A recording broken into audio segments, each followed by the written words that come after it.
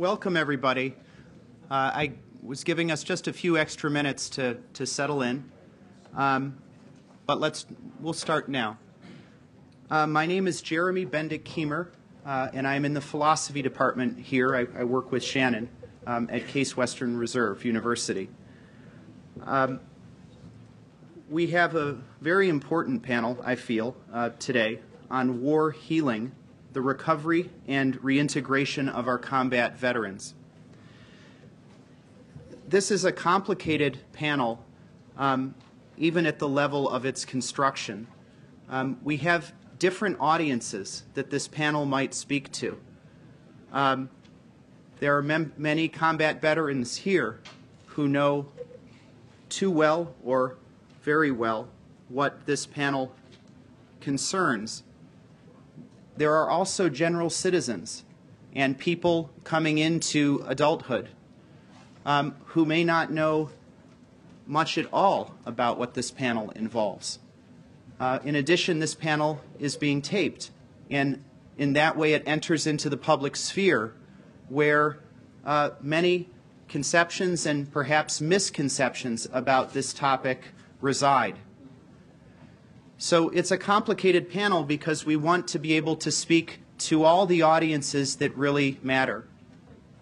We want to be able to speak in a way that is helpful to people, combat veterans in particular, but also the people with whom they spend their lives, who are dealing with this issue and may be helped by some of the insights of the practical experts and theoretical researchers who are here with us today.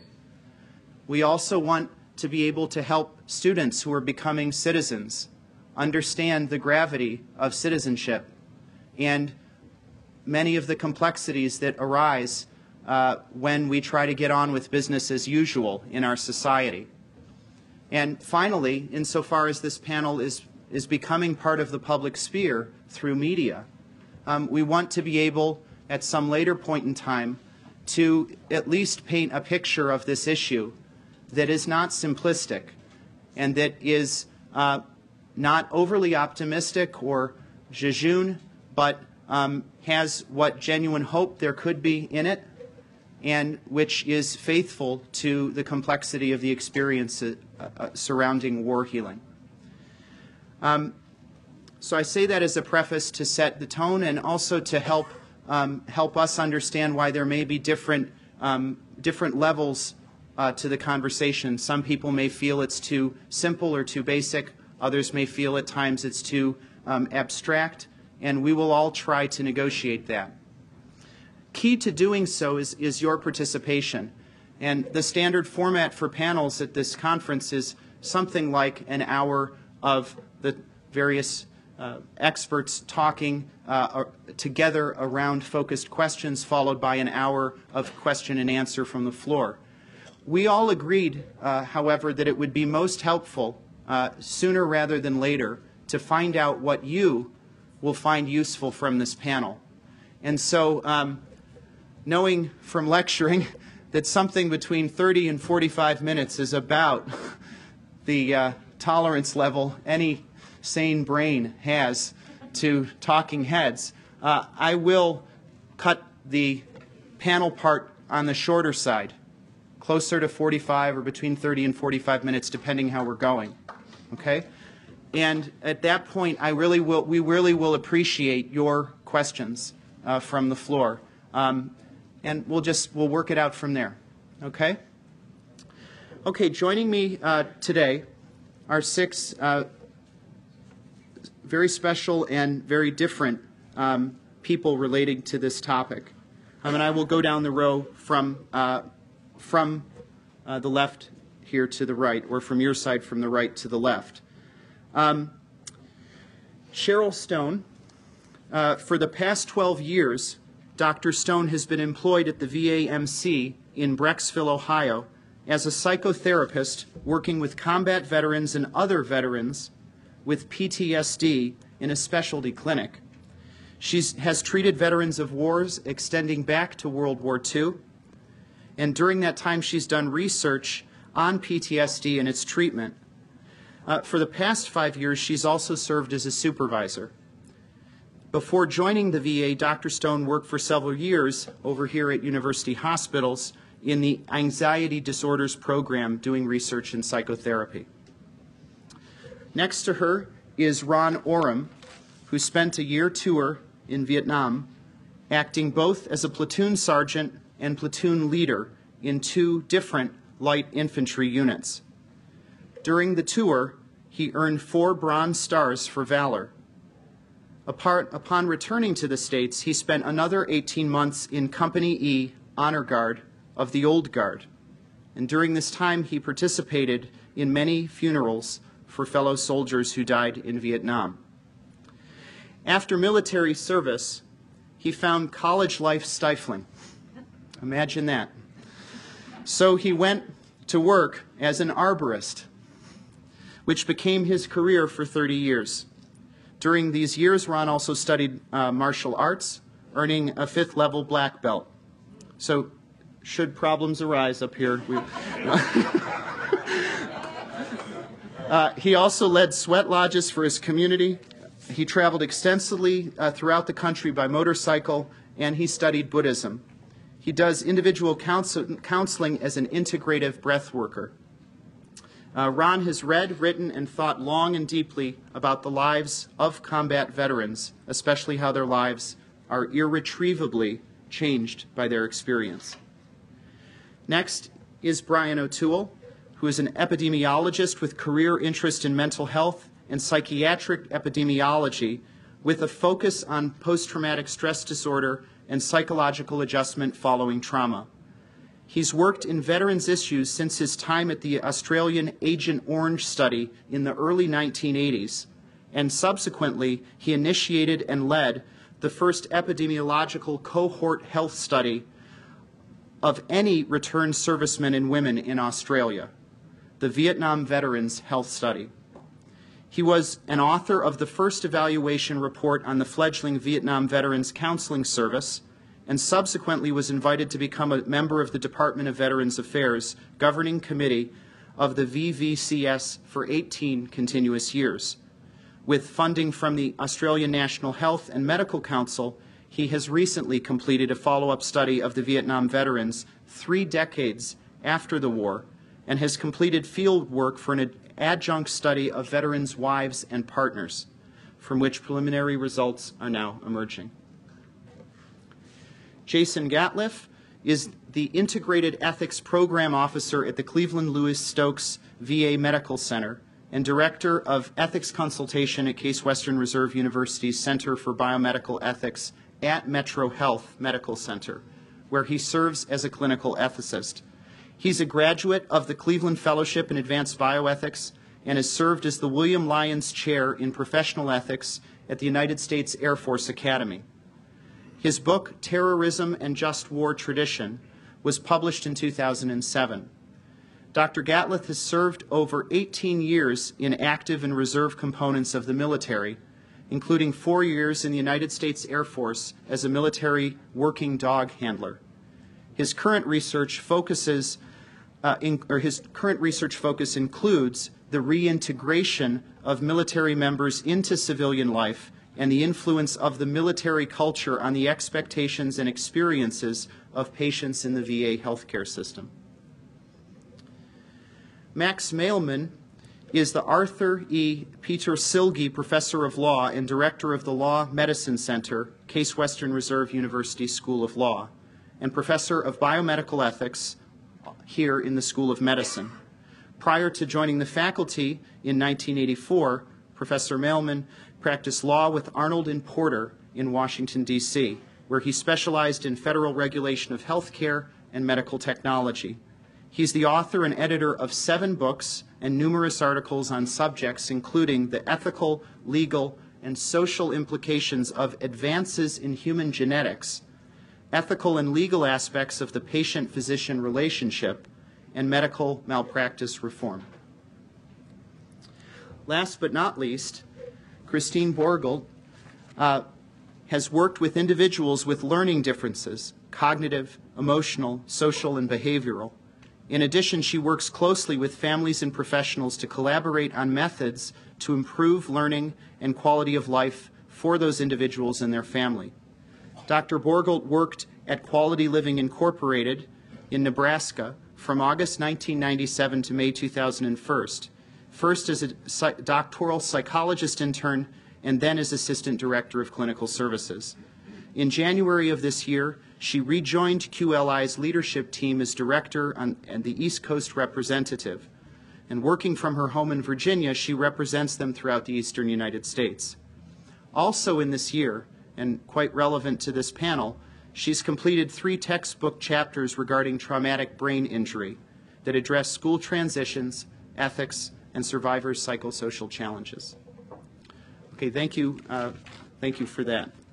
Okay, we're going to start, and I will just ask the very simple question that many of us thought would be both basic and yet get into deep issues to start with.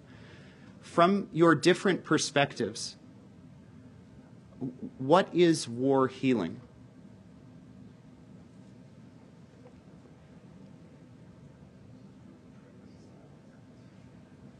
It's a hard way to start. May I be the first cab off the rank? Is this working? Yes. Okay. We take people from a civilian society. It takes a year to turn them into a soldier. We send them out to do the dirty work for the country. And then they come home. They all come home changed. War changes individuals. I think it is the American Constitution recognizes the right to the pursuit of happiness. But when you're changed by the war, the pursuit of happiness becomes very, very difficult. And so what is healing, perhaps to me, is to regain that sense of society, that sense of equality, of equality, of equanimity, of the spirit, of the soul, of the mind, to enable you to assimilate, come back with the war experiences that you had, assimilate them, and then get on with your life in the pursuit of your own development and happiness. Have I said anything controversial? No. Perhaps something simple. I think it becomes important, too, because oftentimes when we think about war healing and we think about reintegrating, we have this kind of really simple picture that we'll send people off to war, and then when they're done, what we need to do is take them and put them back in their lives and do what we can to set them on the path they would have been if the war hadn't interfered. Now, there are a couple problems with that. First of all, at least in the United States, a lot of people that enter the military aren't actually in very good positions when they start. So a lot of them are on the verge of bankruptcy, homelessness. I mean, they have a lot of social issues to start with. And so, you know, we need a model that puts them at a good foundation. The other thing it does is it doesn't recognize that, I mean, military service and war changes people. There's lots of negative consequences, but there's also lots of positive changes as well. And this is why I think the way you described it was so well, because we want them to be able to internalize the experiences and deal with it and take what's beneficial for them and keep it and move forward with it to make their lives better, at the same time allowing them to deal with the parts that are going to cause them harm. Mm-hmm.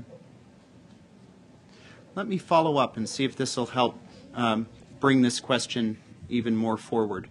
If each of you had to point to a simplification of war healing in the society that you're from, we have an international committee here, so I'm going to put it in that way. What would that simplification be? And how is it that you discovered it? What did you see that was simplified about the way our society or your society might look at war healing? Let me start there. Yeah.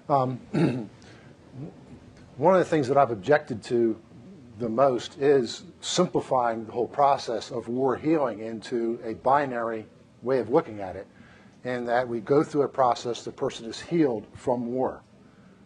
And rather than saying, I use the word irretrievably changed deliberately because my life was changed in ways that will never be retrieved. Now, some of the things I learned from my combat experience have been of great benefit to me. Some have been very much not so. So since 9/11, what I've noticed especially is the transformation to describing people who serve in the military as selfless heroes. And I know many people who have gone into the military out of a great sense of patriotism and duty and service. However, a vast number of people go into, especially the enlisted ranks, out of economic necessity and opportunity necessity, which is something very different.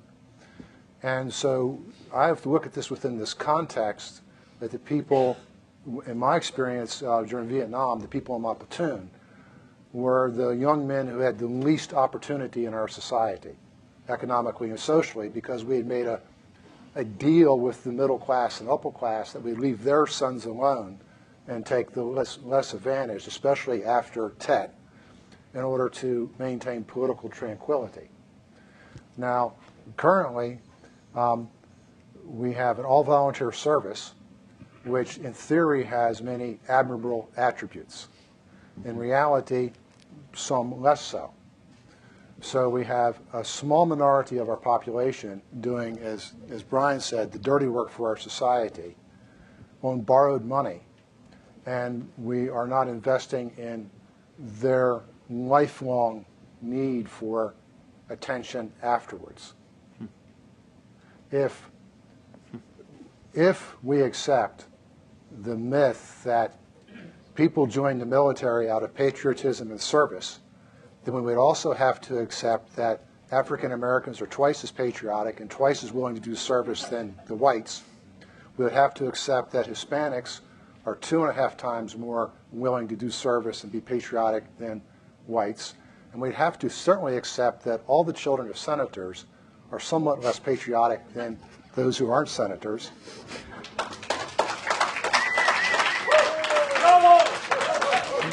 And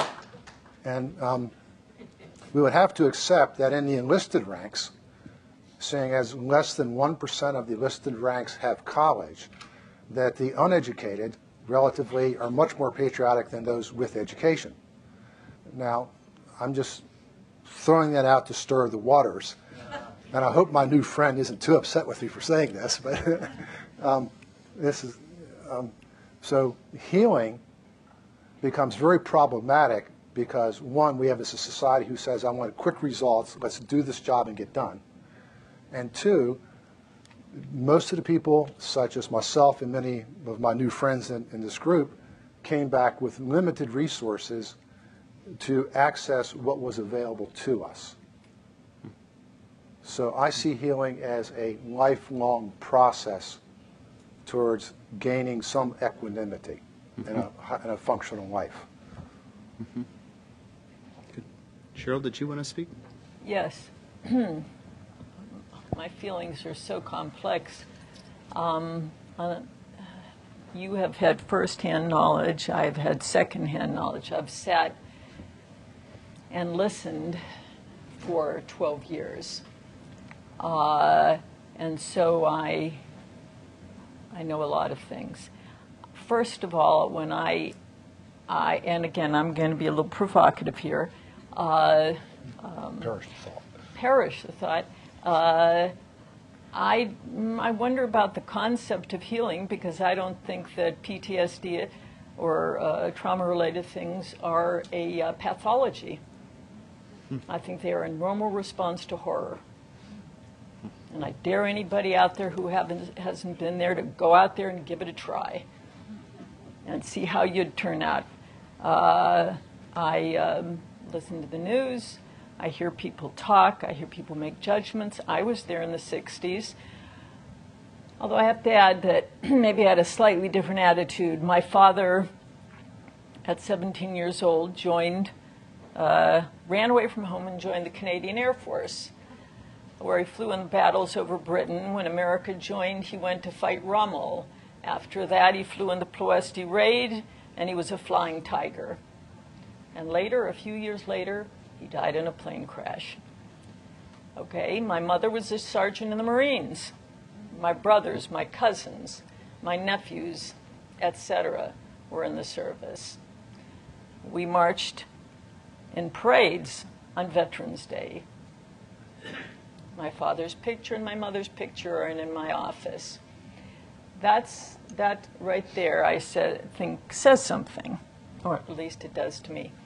Anyway, the people that I see, I agree with what all of you have said so far.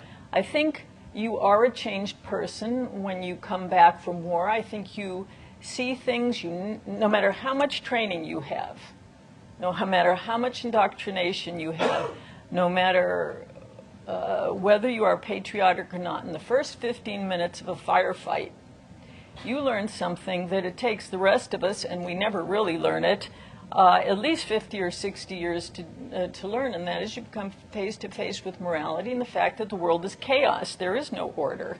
We impose order. And that the people you believe might not necessarily have been telling you the whole truth. And you do things you never thought you'd do. You see people do things you never thought you'd see people do. And in order to face up to this experience, and not die, of course, you cannot face up to it and die, or you can become numb. You can adopt a different set of values. You become closer to your squad than you are maybe to many other people you will ever meet in your life on a certain level. And you have crossed a line.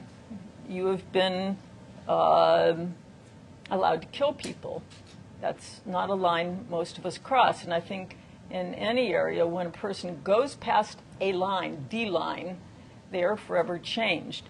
And then you come back, and you're back in the same old world with your old buddies and your wife and your kids or whatever, and your parents, and the world looks different, very different. And it is then on a micro level, hopefully your job, with or without help, with or without love, with or without support, to integrate within yourself your new learning with your old learning, which is often at the crux of a very great problem, because your old learning made you happy and you were lighthearted and had friends and so forth, and you believed in God and authority and blah, blah, blah. And on the other side, it's different.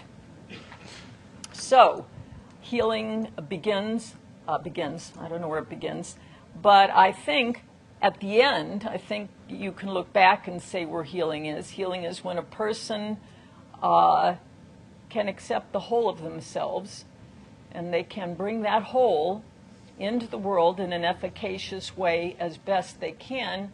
Hopefully, they will be successful. And you realize that what is between point A, entering the world, and success is a long, detailed road. And some are successful and some are not successful. And suffering is without end. Just to echo that, I think Cheryl's point that this concept of pathology is really critical to how we react to the whole idea of war healing and healing in general, and it has certainly come to the forefront in the world of brain injury rehabilitation, where there should be a finality. You should be done at some point. Even soldiers who are experiencing mild brain injuries are told that after a year you probably won't have any symptoms, and that's simply not necessarily the case. So this idea that it's a pathology, there's something we're going to diagnose and we're going to fix and you're going to be done with it, I think the whole term of healing may mislead us. You've heard in every response so far this sense of an integration of self, of taking your experiences and pulling them into your own identity, and it's a journey. And then I think that's one of the things that, not just in the brain injury world with PTSD, with the return from war, that it's a lifelong journey. And I know Ron touched on that, and I think that's, the word healing kind of trips that up a little bit. Yeah. So. Let me add one thing to this and see where this takes the question. We're still on the first question, and we're trying to walk around it and figure out what we think of it. It seems that the assumption in the question is about the combat veteran, him or herself, who is dealing with, according to the term, healing. But as many of you know from your research, there's, of course, the circles of affiliation around the combat veteran. And as we've seen in this conference itself, or the summit, there's also healing that goes on between the combat veteran and the former enemy, the combat veteran and the non-combatant from the combat zone. And then in some of your comments, there's also the suggestion that there's something about society, I put it in scare quotes because it's so abstract, that doesn't quite get what it's done or what it has to deal with, that I'm summarizing. And that makes me wonder if there's not some sense in which healing is also needed beyond the veteran, the circles of affiliation around the veteran, the former enemy, the non-combatants, and so on. So the question is to whom is healing important? And how is healing different based on the different people or parties that are doing healing? From your experience, or in the process of it. So in other words, it's a question about, we talk about what is war healing, but to whom? And what are the differences there in the understanding of the term? And in particular, looking at our society and its public discourse, are there simplifications and invisibilities? Am I making myself clear, or is it too complicated? I think I can nibble on that a little bit. I can give you a very dramatic one if you want it, but go No, for that's it. okay. Yep. Because one of the things that we've talked about and experienced the last couple of days is how important it is for me as a veteran to come back to an intact family, an intact community, an intact society. And needless to say, in Vietnam, that didn't exist. And so on the individual level, it's important that many of us who were in the enlisted ranks, in the infantry especially, did not come from well-formed families or communities or societies. So having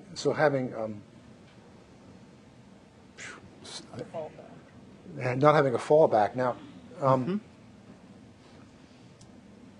what's important, I think, and I want to take from the Admiral's comments this morning, I swore an oath to the Constitution. And I'm very grateful for Richard Nixon. Sidetrack. When I came back, I stood behind Richard Nixon as a living, breathing potted plant in the White House for 18 months. And listening to this guy and watching him work convinced me I was no longer going to work for his military. I was done. I was going to be a career guy. I said, I'm not fighting any more wars on this guy's dime. I'm done. But the issue was that my society then and my society now is not choosing war with good reason, with intention that holds water. A simple soldier should be able to say, this war is worthwhile, and my society supports it wholeheartedly. That I'm doing these things really in defense of my Constitution, what I was steeped in. I find it very problematic for us to really be reintegrated when that's not so.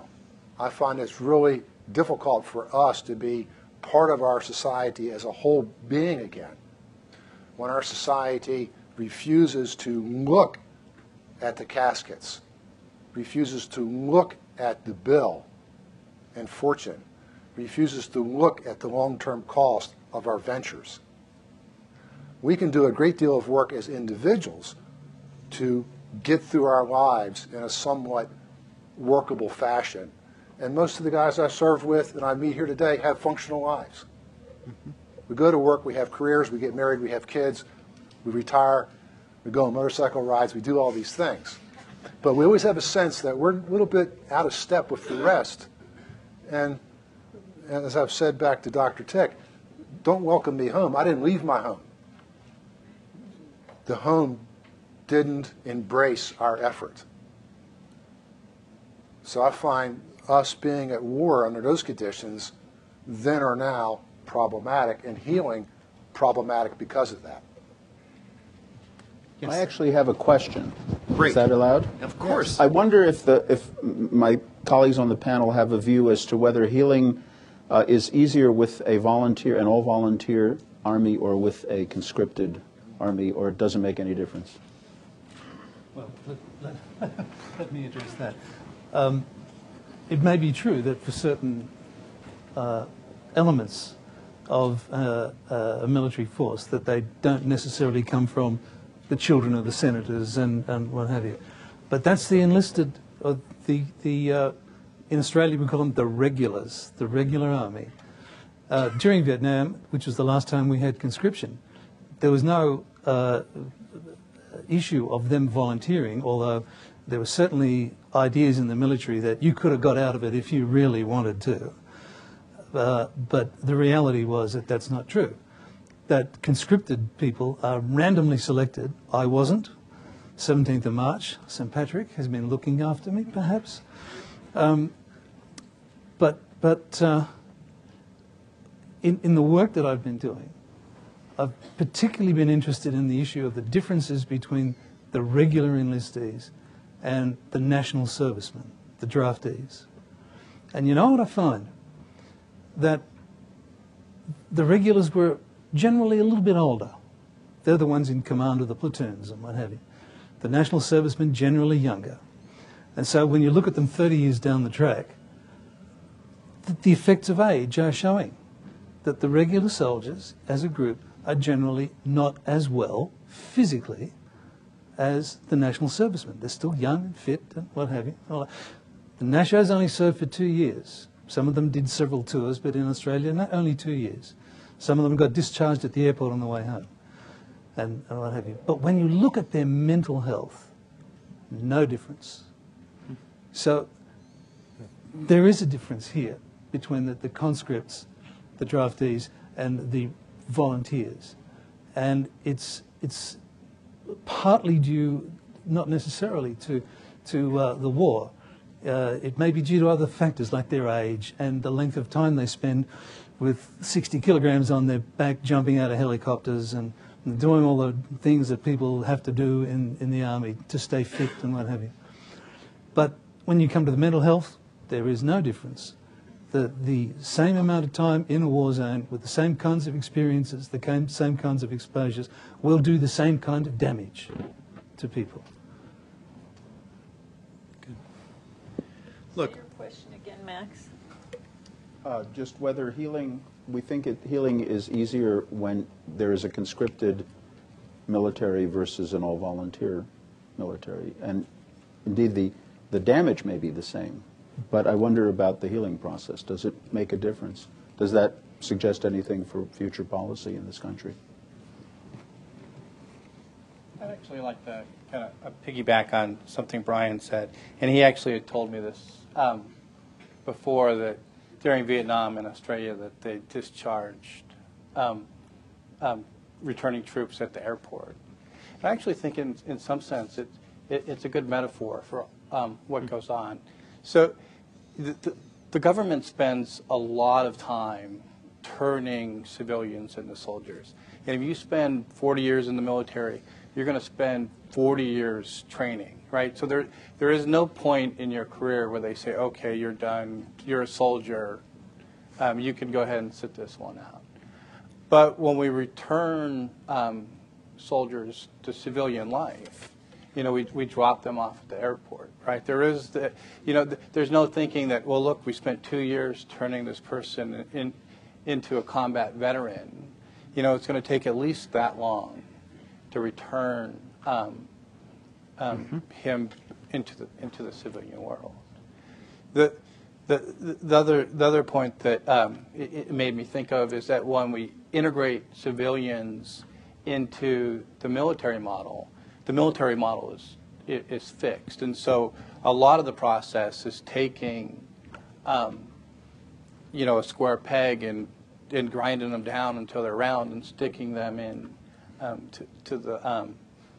into a round hole. When we return people to civilian life, we can't do that, right? So it can't be just how do we change returning soldiers so they can adjust to the civilian world.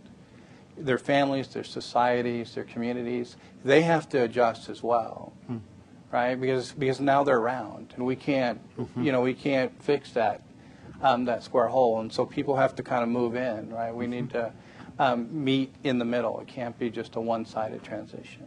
And also, and in addition to that, what happens when someone goes over the line, becomes a different person? In the meantime, their family's also moving on. It's not like they're sitting still. You take somebody out of the mix, and a couple years goes by, the people in the mix keep having a life, they make friends, they close the gap while that person is gone. So what a person returns to is never the same. They're not the same, it's not the same. And so it's a matter, and just on, again, a more micro level with husbands and wives and children and so forth, that's a point that has to be recognized in the bitterness and the combination of bitterness and love and hatred and anger and frustration on both sides has to be dealt with. Both sides have to be willing to talk peace and to talk change. Next. Yeah. I want to go back to what Jason was just saying, because I was under the impression that we don't just drop them off at the airport now, that there is at least an effort to make a sort of gradual reintegration, if you can call it that, with a series of opportunities or steps. But last week I was talking to a former Marine who did a couple of tours in Iraq, and he said that when I asked him about this, he said it's very perfunctory. So I guess my question is, if it is perfunctory, it would seem like a no-brainer to do something more meaningful, and I wonder what's going on. What would be meaningful? Let's Well, look. I can reinforce that in the sense that there was a Royal Commission in Australia, an Agent Orange Royal Commission that declared Agent Orange was not guilty. But one of the good things it pointed out was, in fact, the way the soldiers were treated. You would take a young national serviceman, train him for a year, send him off to Vietnam for a year, and then on his discharge papers, the discharge reason would be not suited to be a soldier. And this is institutionalized within the military. So you have the military, this is something the Australian veterans have been wrangling with and fighting against for years, that you have attitudes within the military itself, within the government, within the society, within the media, when we had politicians leading demonstrations against the war in the 1960s, for example. Then you have to cope with the family that has been on their own for a period of time. We know this happened after the Second World War. When men went away, the women started to drive the tractors and plant the fields. When the men came back, you have a conflict of roles. Now, there are many, many issues here as to the attitudes of government, attitudes of the services themselves, attitudes of the families, attitudes of society, the media, and so on. So we have a many-headed beast that has to be fought or dealt with on a number of different fronts. Okay, we're getting close to that 45-minute mark, and so I'd like to open it up. And it's possible for us to come back to some of the questions. And I like Professor Mailman's initiative, and I encourage you to also have that, to be able to ask each other questions and to be able to ask the audience questions. I think there's already someone waiting. Is that correct? Please, would you mind introducing yourself, at least briefly, for people who don't know you? Okay, my name's Susan, and I'm from Canada, and we have a lot of the same issues, only on a much smaller scale. I wonder if any of you can suggest a strategy to deal with what I think is the coming onslaught of Iraq and Afghanistan veterans that we haven't even seen the magnitude of it yet. Or are we going to limp along for the next 40 years like we did with Vietnam vets and put out the brush fires here and there, and while guys are committing suicide and becoming homeless? So I wonder if any of you guys have a strategy in mind. Thank you. Those who don't learn from history are condemned to repeat the errors. No, I have no strategy. I don't think there's a magic bullet.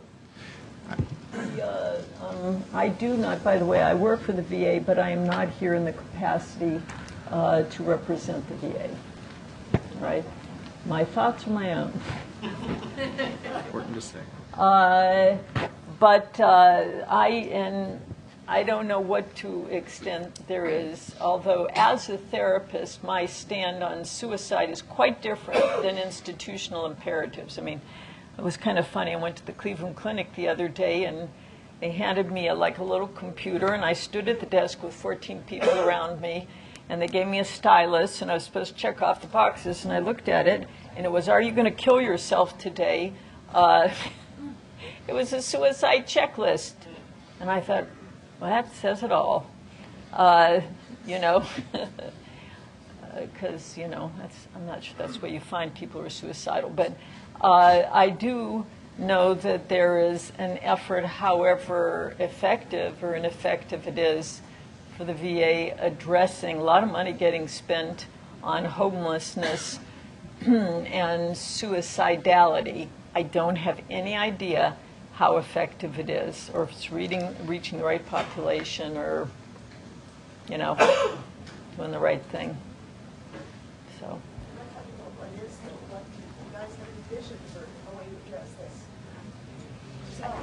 Oh, okay. I don't know in terms of broad strategies. I wish I had that.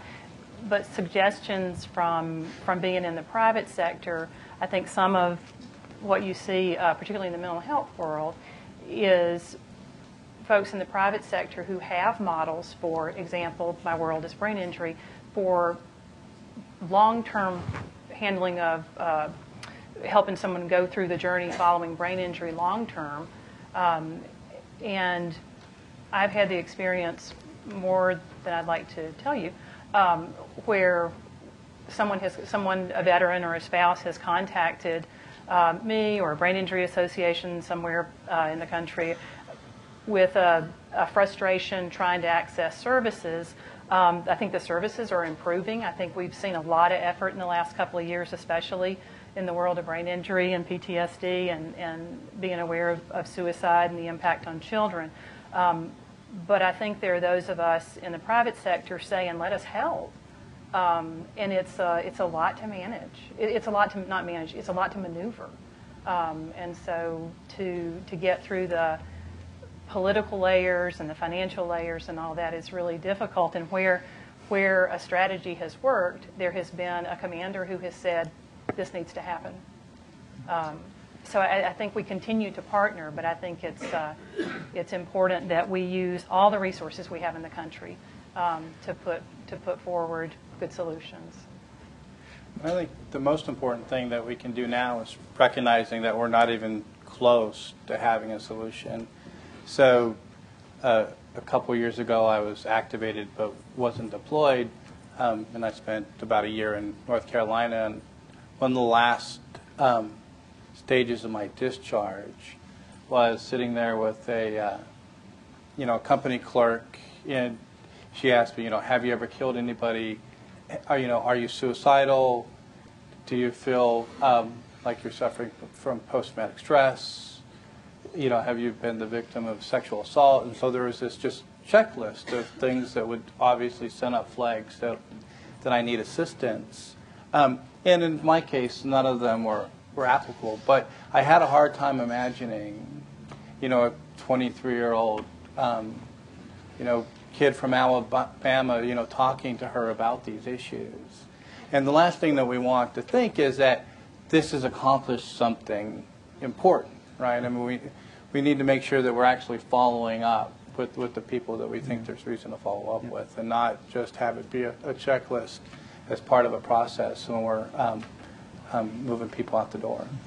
As far as do I have any personal ways, perhaps that's what you are talking about, to address suicide, I would say, first of all, to the family, it is your great loss, but it is not your fault that you did not pick up all the details that should have, that now you have in hindsight. If I had only noticed this, if I had only noticed that, it would have been different. I think all the things we're talking about today cause despair in a person, working out these issues of identity, the horrors of what they've seen, fitting back in, substance abuse. There's just a number of things that make it hard, and what can be done to help them hold on can be done, I think, by other veterans. Most importantly, I think that I'm very good, but I think their fellow veterans are one of the chief source of saving somebody. I think if you've got a veteran in question, they often don't like you're nosing into their business, A network is a good thing if a person comes back to a strong family. I have a family that I work with. The father was on the beaches of Normandy. He's like 89 years old. He crawls into bed and cries when there's a thunderstorm. What? His son was on, and I shall not mention places here, in combat on a great destroyer that caught fire, and virtually everyone, not everyone, but many people died, and the people on that ship were vastly traumatized. And doggone if his son was not in Iraq in a death squad, and because of the miracles of modern telephone, could call us back his grandfather and weep to him, saying, I can't do this. I can't do the body counts anymore. I can't look at the dead people. I can't kill women and children.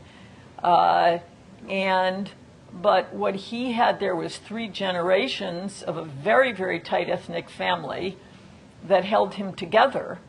Okay? Now, family's good. Love is good. Right? Brotherhood is good. Sisterhood is good. And I could go on and on. That's just a short answer.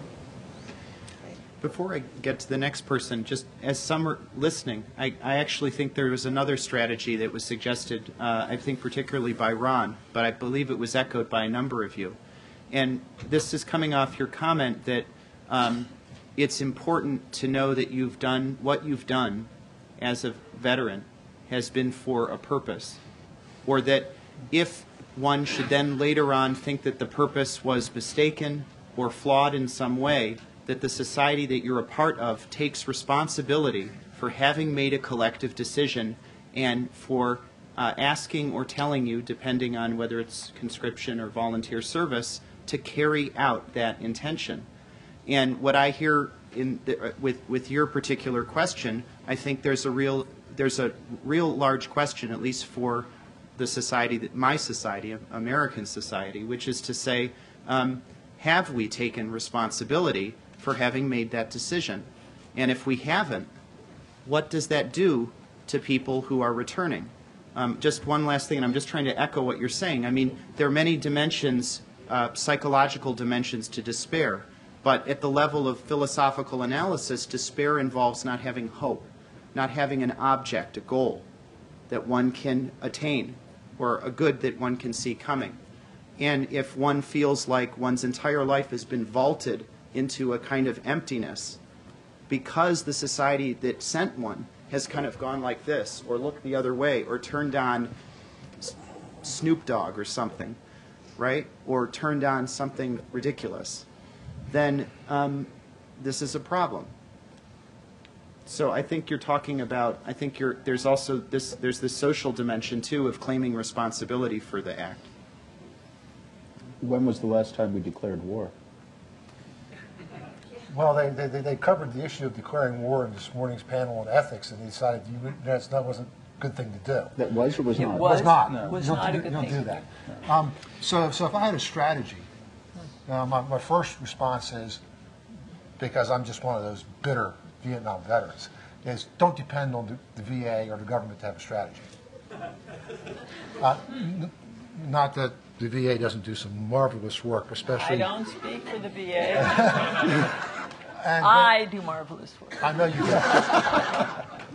As does everyone in this room.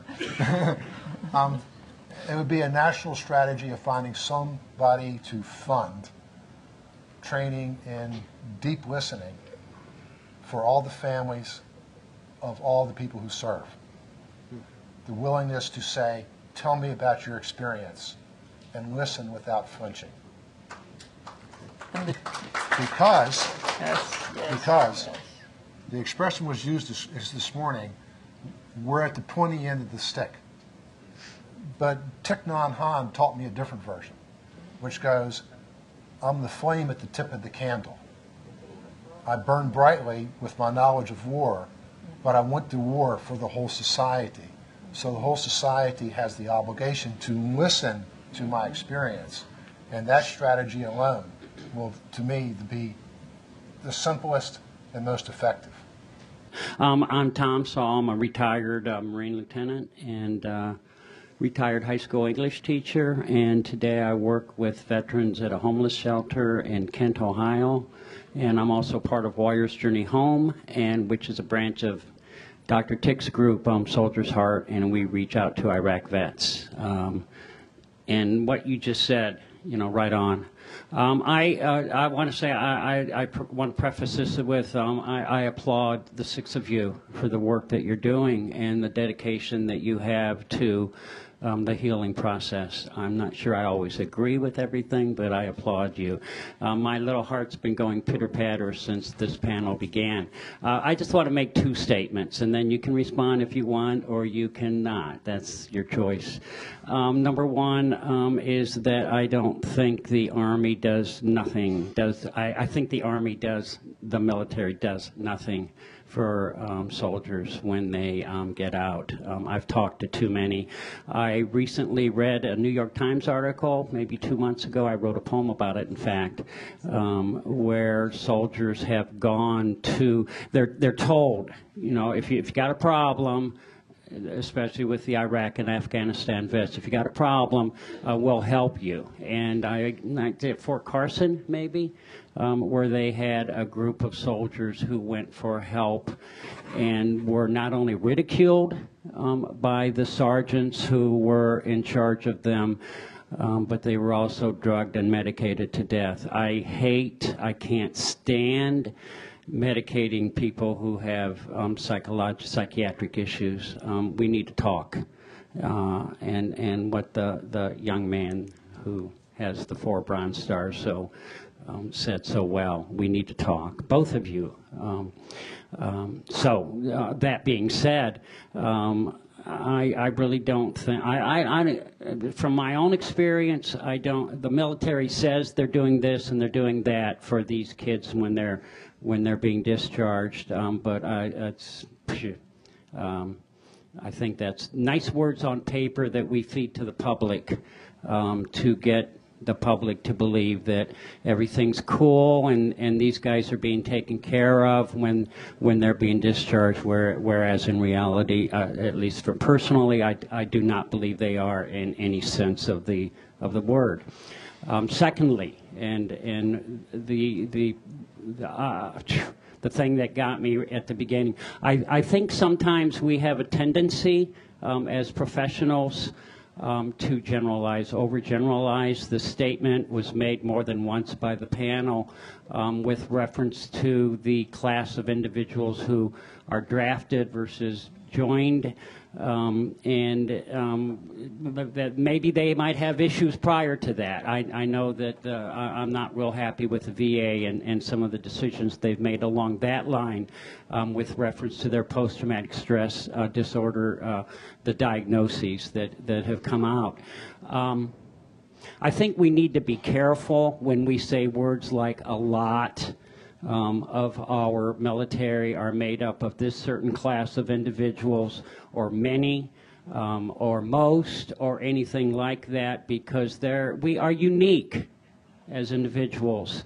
And I think that we need to be, at least ideally, treated as unique individuals. And sometimes our government facilities see us as a group. And I personally do not like being spoken of in generalities. I'm a person, but you know, all that's great to say and great to wish, and I also know the reality of that is not always the case. But I'm a person, and sometimes I wish that as a veteran that I'm not going to be thrown into a specific category of individuals.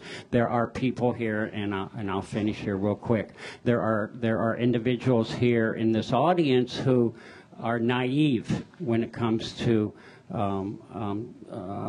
individuals being drafted or being volunteering for the service, and they will leave here thinking that the overall majority of those in the service are there because of poverty or because of lack of education or anything like that, and that's not always true, and please let the audience understand that. Thank you so much for being here today, and this entire week has just been a trip for me, so I'm really happy with it. Thanks. Thank you. Would anyone like to respond? Yes. Okay, please do. And thanks for those comments. I very much appreciate that. And let me work backwards if I could. I'm unique on this panel, and I'm the one lone non-academic person. And I'm just a dropout. But having said that, even a country boy can read the data and parse through that. And if you look at just look at demographics of who's in the service, then we can infer certain things. It doesn't infer anything about who we are as individuals. I know that in my platoon, which was a long time ago, 40 years ago, I had a wide range of individuals. And for the most part, regardless of their economic or education background, they did right action. They served with courage and did things that, to me, are just unimaginable today. But the one thing I did learn in the infantry, and learned later through reading, is that our military is built on the model of the interchangeable part. And so one of the fundamental lessons as a grunt I learned is that as a human being, regardless of my sterling individual characteristics, I'm disposable. Now, I could be angry about that and say, I'm a throwaway. I choose to use it as a source of strength, because what that means is I'm responsible for my behavior in my life. How do I find the tools to do that? And what I'm suggesting also, we've been talking about PTSD, and I think we have to separate out people who need clinical help, and the majority of us. Some of the people, and I'll just speak from my own experience, some of the people in my platoon have been diagnosed and get disability for clinical PTSD. Most of us haven't. We went about and ran our functional, outwardly okay lives. But when we sit around the table at reunions and share, and then there's a nice clinical person sitting there with their checklist, every one of us could just hit almost every diagnostic criteria. We put it in our pocket and went about our lives successfully. But we didn't do it because of what the military did for us, or because of what our society did for us. We did it in spite of it. And we did it because as individuals, we had the fortitude to do it. And I have every faith that most of the people who serve in the military today, regardless of what I perceive as the inequalities about the way our society is doing this, will have the resources to, over time, achieve a good life. And if we can shorten that process, if we can help that process, that is our obligation as citizens, let alone as veterans, to help with that, to pay that, to pony up for that part of what we've decided to do. Okay, sir, and just before I thank you for being so patient, I don't know if you folks who are waiting in a line would find this easier, but I'd be happy to put a speakers list over here. You could put your name down in line, and then you could sit back down. Would you like that? I'm going to do this, and then if you could just stay in the order that you stood, and if you could sign that, that would be good. Jeremy, while you're doing that, could I just Please do. raise a completely different issue? We talked, the word society has come up many times. I'm still angry about my society, because I don't think it's society that sends people off to war. I think it's governments that do that. It's not society that does that. I'm angry about a number of things in my society. I'm angry about things like we have more suicides every year than we have motor vehicle deaths. Where is the similar amount of resources put into preventing suicides that is put into preventing motor vehicle deaths? And the cynic might simply say, oh, you prevent suicide, you don't make money. But every time you run a red light, every time you go over the speed limit, you're making money. Now, that's a cynical view, perhaps, but it is not society that's doing this. It is individuals who are in decision-making positions that are doing this. I think society and government are quite different things. Thank you. Sir? My name is Steve Perry. I spent 8 years as an officer in the United States Army. I was a combat veteran from Vietnam. What this group has addressed and has attempted to address, and as I see the dynamic of this whole healing thing, is focused on the veteran. I think, though, that we're missing part of the equation here, and I just like everybody's comment on that. And that is, and I can speak from my own standpoint, and I suspect that I speak from many combat veterans, in that we, all of us, have an overriding sense of betrayal. And that regardless of what happens to us or how we're treated by society or whatever, or how we try to address our combat issues, our memories and our demons and what have you, there doesn't seem to be any kind of atonement on the stand part of the governments that placed us in harm's way. There's no accountability for the political leaders that made the decisions that many of us have come to believe were invalid. And so we all have this monkey on our back, if you will, that we're the ones that are being blamed for all of this stuff, and you know, we're broken and we have to get fixed and everything, but who is responsible, and have they or have they not been called to task for this? It's just a comment, if you would, please.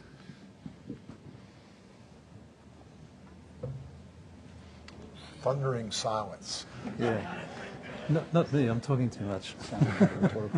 Yeah, but Yeah, well, one of them did. In Vietnam, there was one congressman's son who served in the field as an infantry officer, Clarence Long III, from my home district. Great guy. And hopefully we're going to see more veterans in Congress, so there will be more accountability. I'm sorry, I just don't expect, I was talking to Dr. French about this, and I don't take personal offense that I was a grunt, a disposable thing. That's the necessity of the military. You can't pay too much attention to an individual. You have to pay attention to the mission.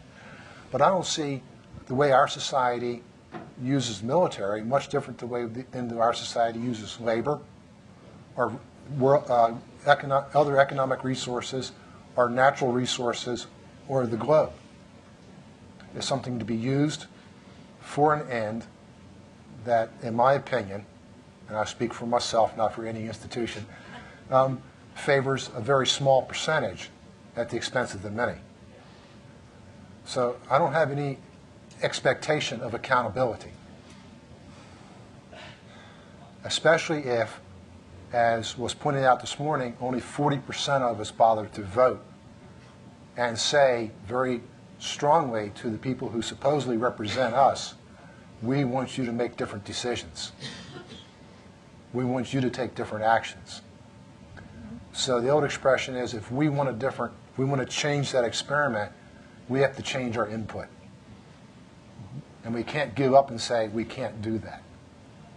Yes? Yeah. I would challenge the vote issue, if you will. I think it's become patently obvious that our leaders are politically bought by corporations and the wealthy in this country. I think you just supported my position. But having said that, I will go vote every time. And I will encourage everyone I know to go vote. In our system, that is the only shot we have at changing, really changing.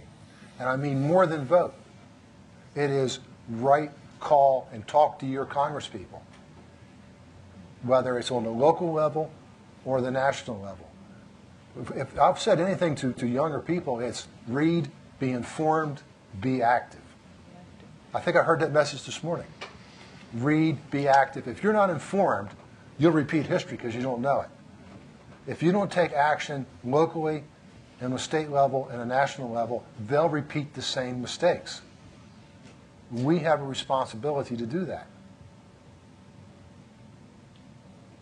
We can't say no. We've given too much to say no, it can't be done. If you and I have been in the war and we know the price, we have a voice that has resonance, that has force, that has power. We need to use it. We have to use it in our families, in our communities, in our society to create that change so more people don't suffer, so the earth doesn't suffer. We have to do that. We have to never quit. We have to never stop trying. I don't want to hold up the show. Yeah. I don't necessarily argue with you. I agree with a lot of what you said. I just question the practicality and the current political environment in this country.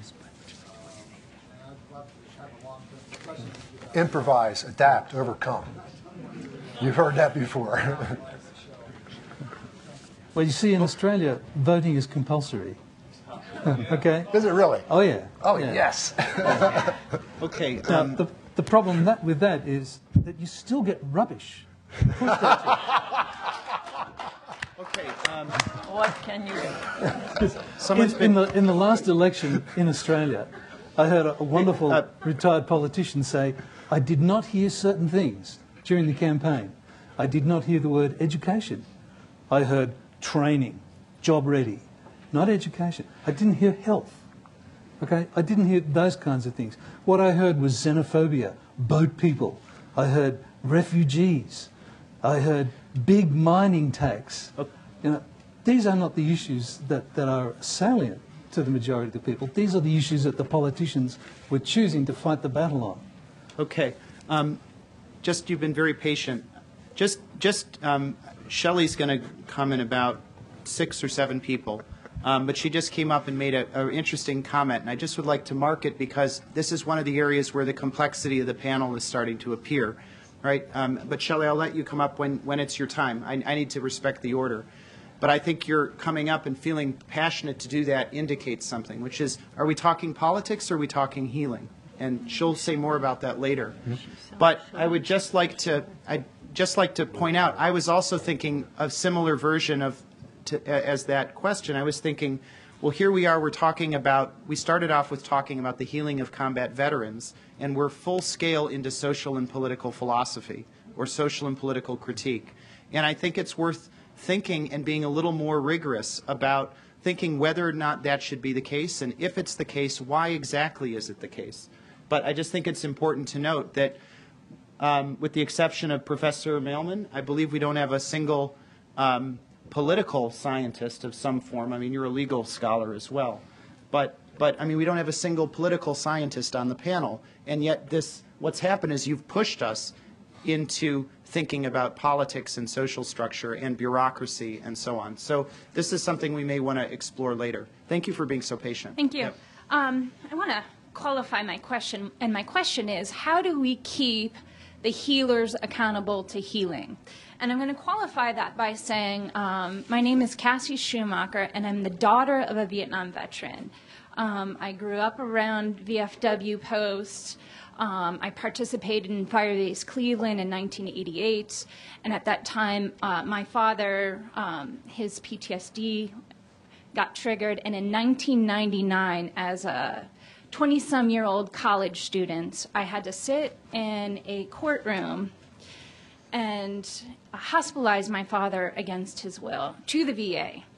And at the end of a 30-day stay, which he ended up escaping from, I talked with the nurse, and she said we confiscated weapons that he was making. Then I got on the phone with the psychiatrist, and he said to me, he's doing much better, we're going to release him.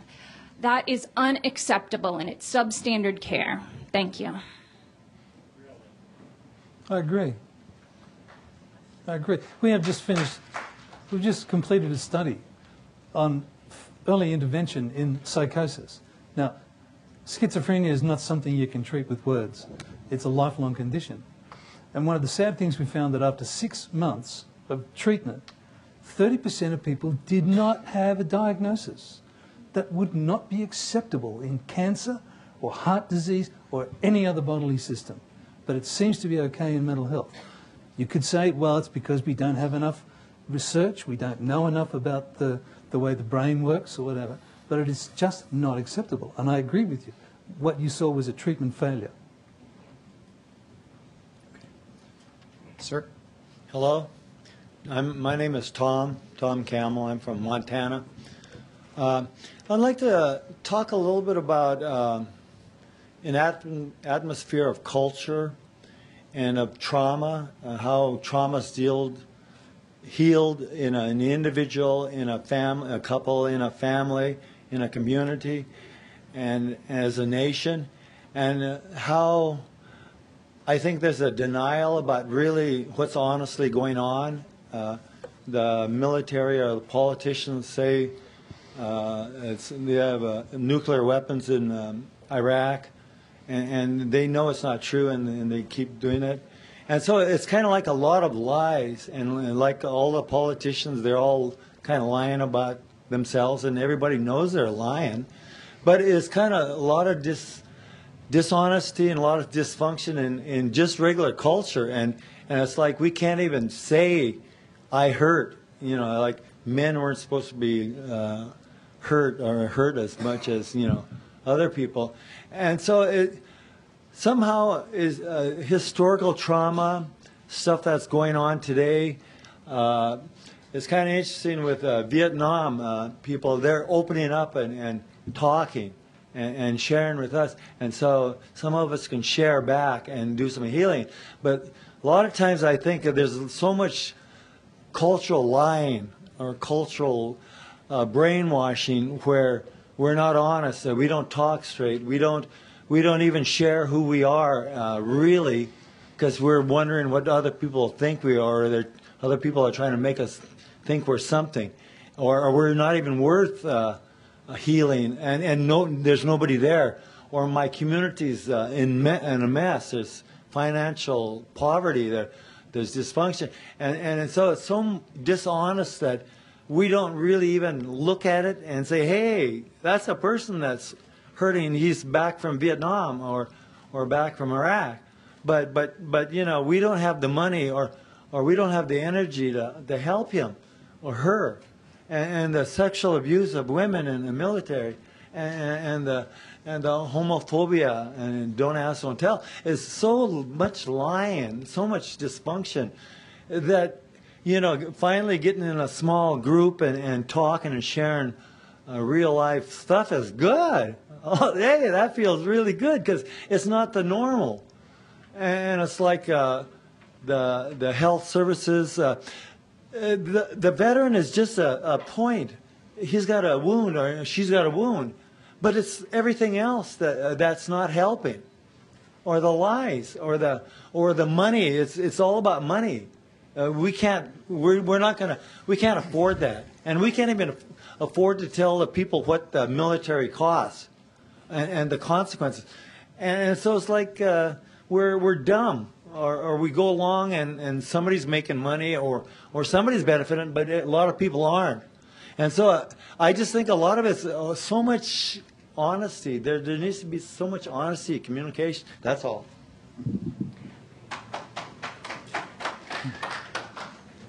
Thoughts on that, Christine? Yeah. And I want to be careful to honor what you said.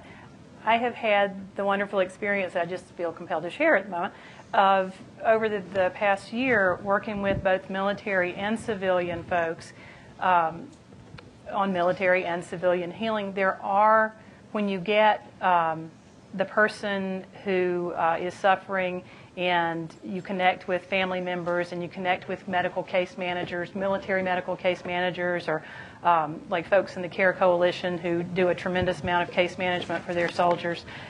There are a ton of people in pockets of places, tend to be nonprofit, trying really hard to be honest and to be helpful. And so I just want to share that I've seen some really good stuff from small pockets and places where there are individuals. If you get it back to you and me sitting down and trying to figure out, wow, we've got this friend or this person in our community, there's a lot of care going on at that level.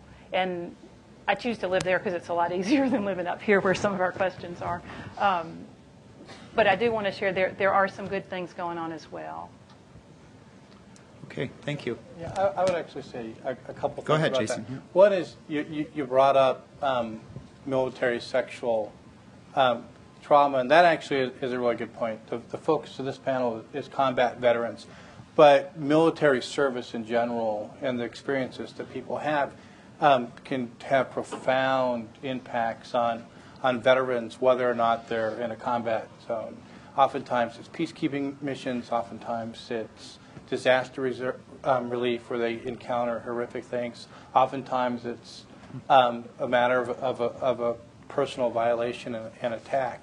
And it's important to keep in mind as well that we have an obligation as great to these veterans as we do to the combat veterans as well. The other thing that I've had several friends that have told me that when they get back to their families, when they get back to their communities, they recognize that they have issues, but from their perspective, their families are broken, their communities are broken, and they don't feel as if their need should come first, right? So, they just got discharged, they no longer have a job. What's most important to them is try to get their family back on track.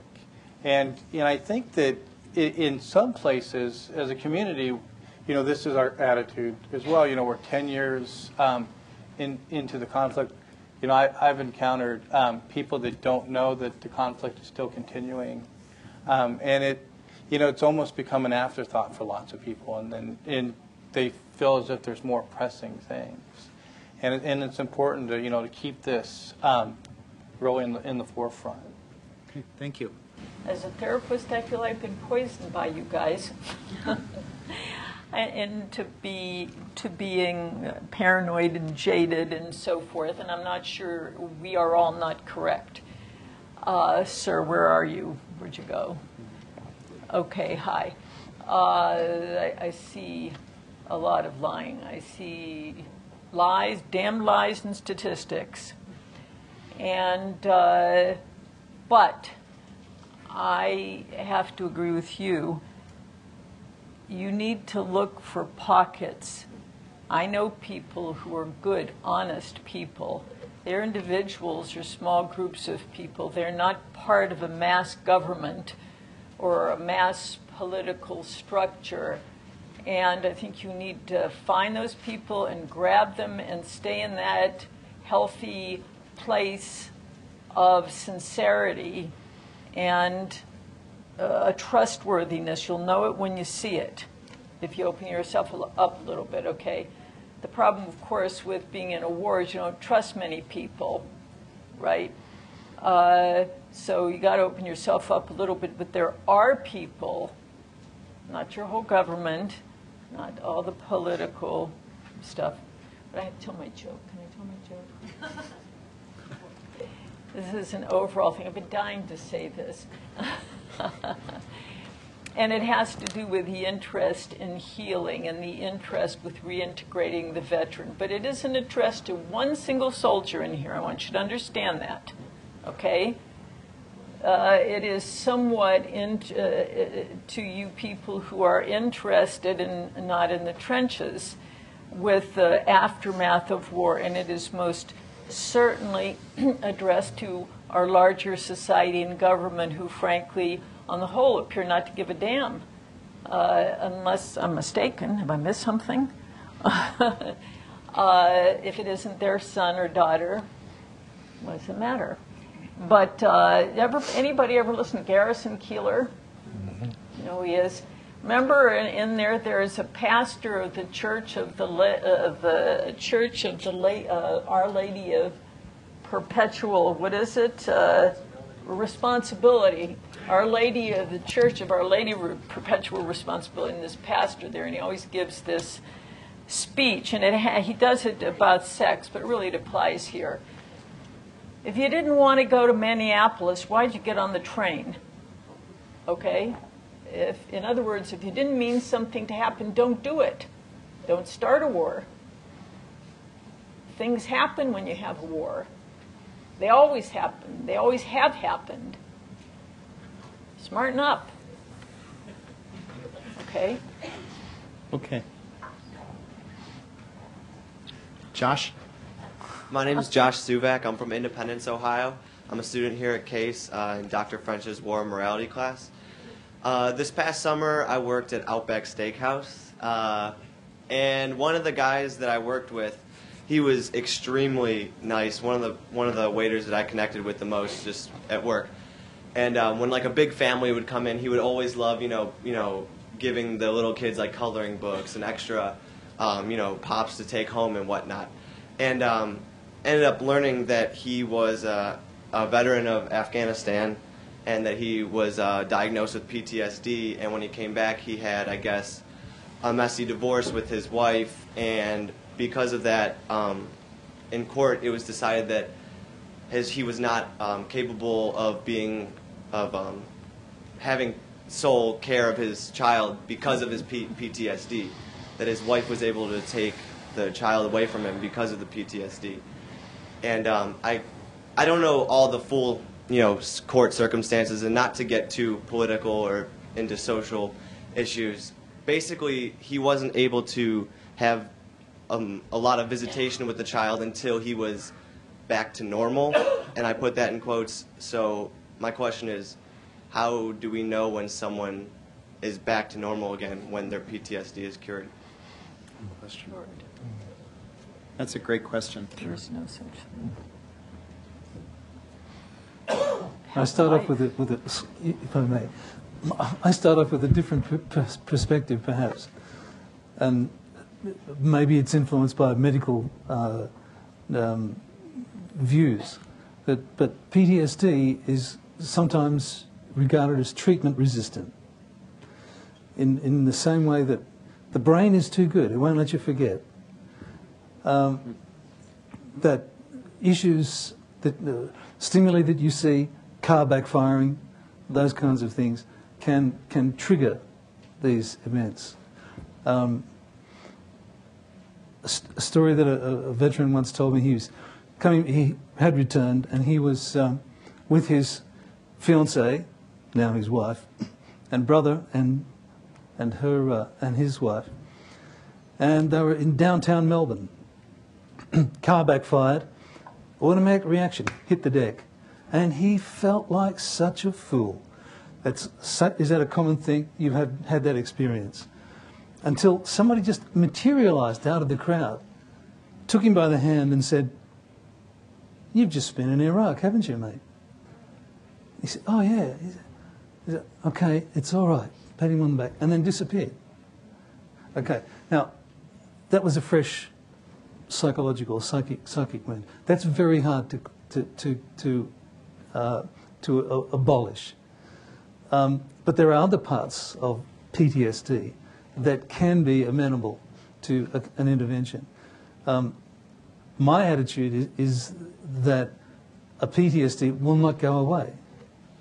So if a legal case is hinging on somebody being cured, then that's a hopeless case. What treatment should be aimed at, and I think is being aimed at by the good folk who do it, is getting people to accept and understand their problem and to not engage in the kinds of behaviours that become self-destructive.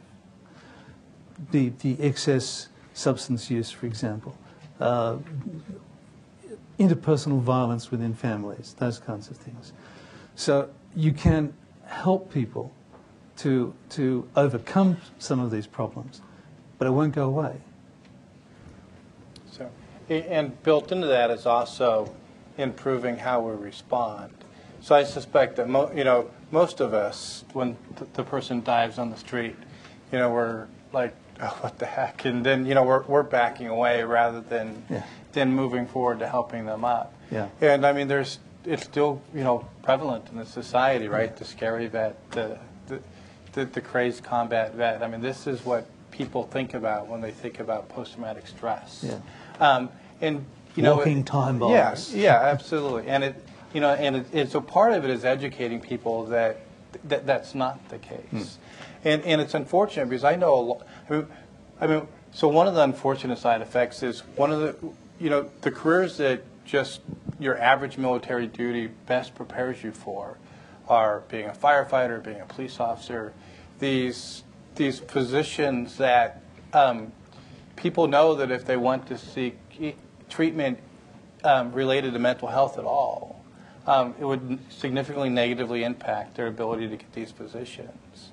And so the stigma that we as a society hold in general towards mental health, and in particular towards things like post-traumatic stress, have a huge impact on the willingness of veterans to seek help.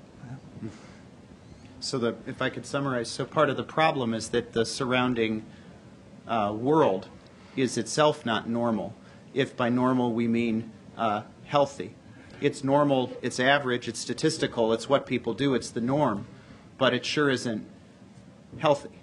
There's silence built in or failed expectations about how to live with people who are dealing with trauma and so on.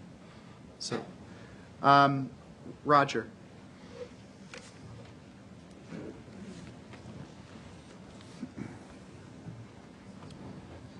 It's Roger Cram from Hiram College. In addition to your backfire story, about 15 years after the Vietnam War, I was walking through the woods of Arkansas with a Vietnam veteran, a friend of mine, and the trail was so small that we had to walk single file. And I was talking up a storm, and he was commenting, and I walked for about another 10 minutes, and he wasn't answering me. And I turned around, and he wasn't there. And so I turned and backtracked for probably a quarter of a mile, and I found him frozen like a mannequin, not moving. And in front of him, as a trail marker, were 3 rocks piled on top of each other. And I later learned that evening that that was a sign of a booby trap. And he saw it and immediately froze. And this was 15 years after the war. My question is, during the Vietnam War and shortly, about 2 years afterwards, I was a police officer in Fort Lauderdale, Florida.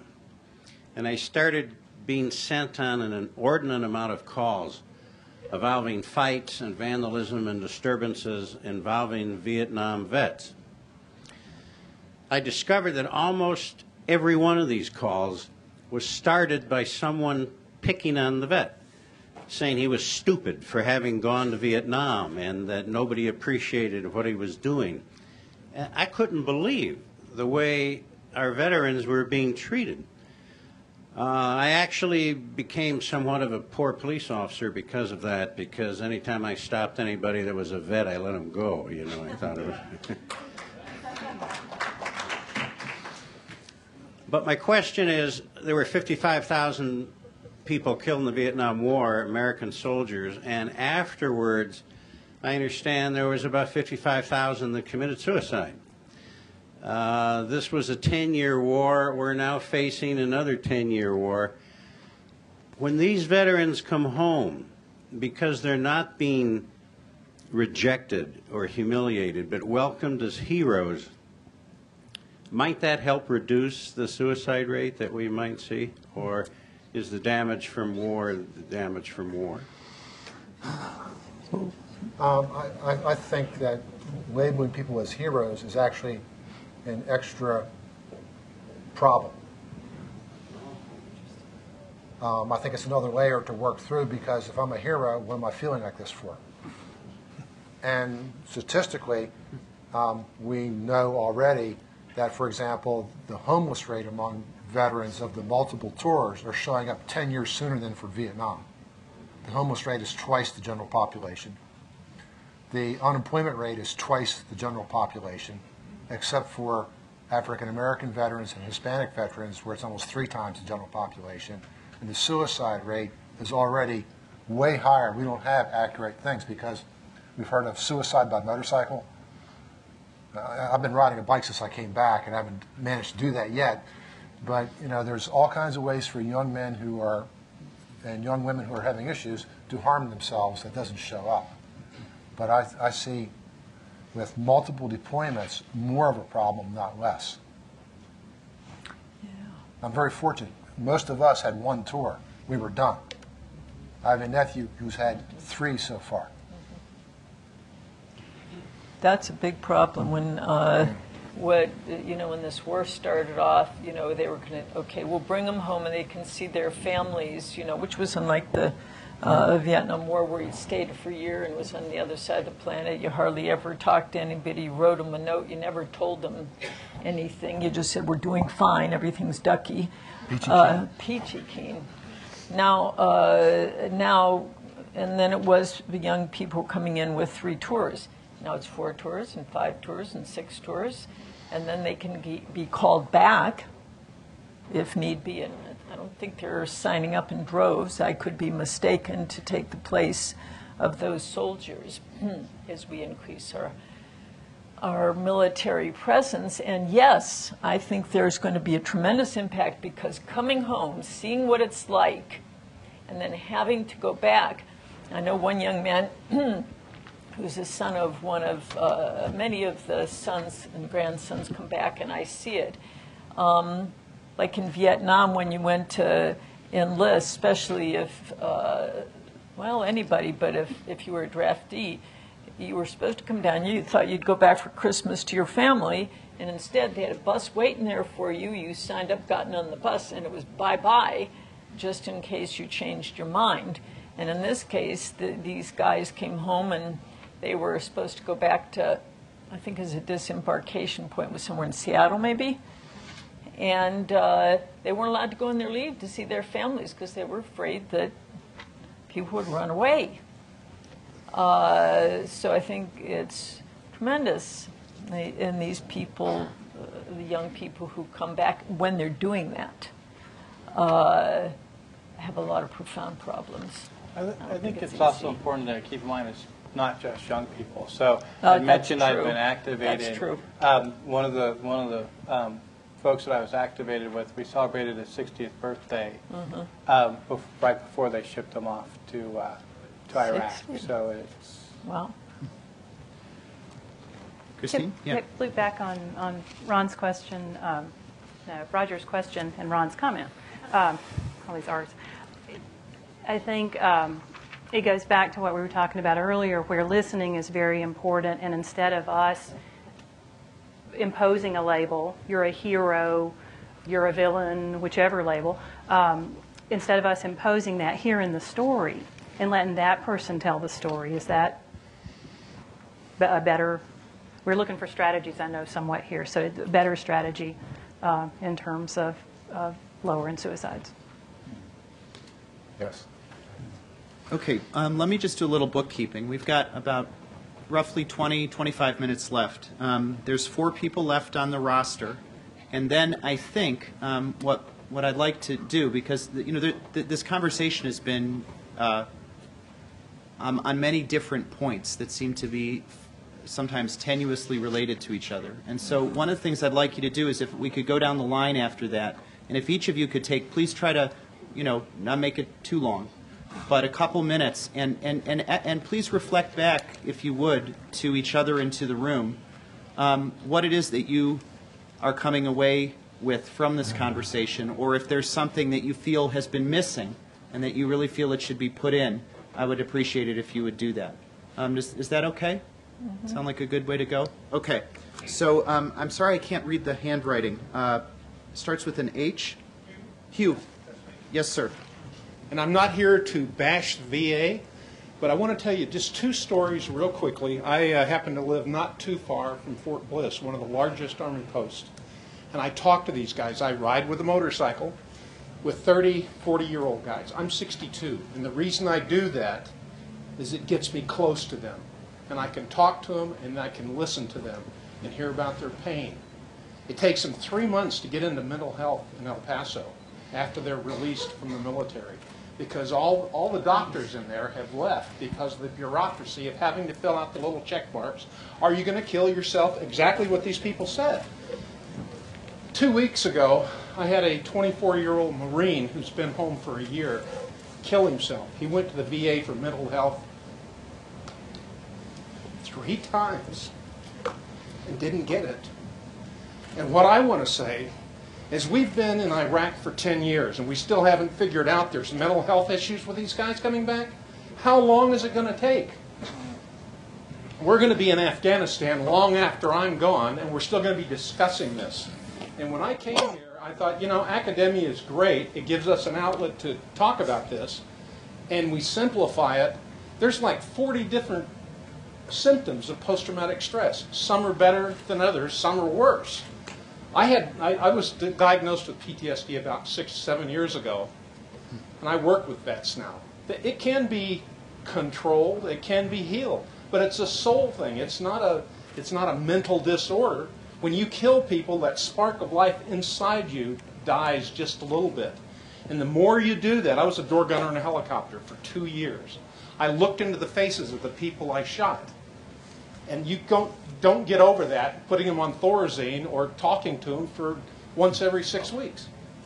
And I know somebody's going to disagree with me here, but I think George Bush was a brilliant president.